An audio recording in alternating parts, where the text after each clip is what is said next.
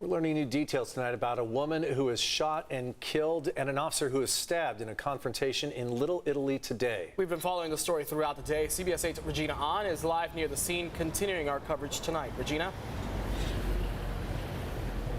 Yeah, good evening. It's been nearly 10 hours since everything happened, but still so many questions unanswered tonight. Now, we spoke with neighbors today who say the woman who was shot and killed by police had mental health issues. As for the police officer who was stabbed, he was treated and released from UCSD and is expected to be okay.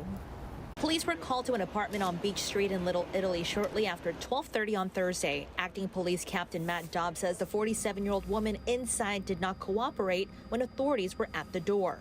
Deputies from the court services unit had gone to that location to serve the female resident with some kind of civil process paperwork.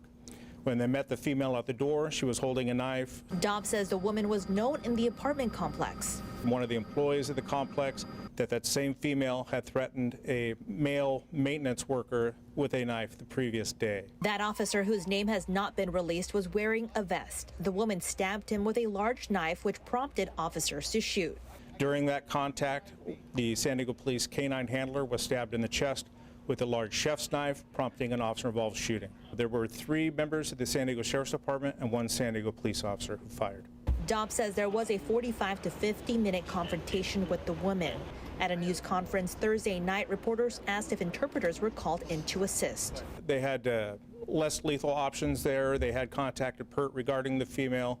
As far as what role those resources played, I don't know, though. At this point, that will be part of the interview process. One of the woman's neighbors, who chose not to be identified, says he's upset and wants to know if there was a better way to handle the situation. Talk them down or like calm them down in some way to where we can resolve this issue without, an officer being stabbed and a woman dead. 3 sheriff's deputies and 1 police officer opened fire inside the apartment. As of right now, we do not know how many shots were fired.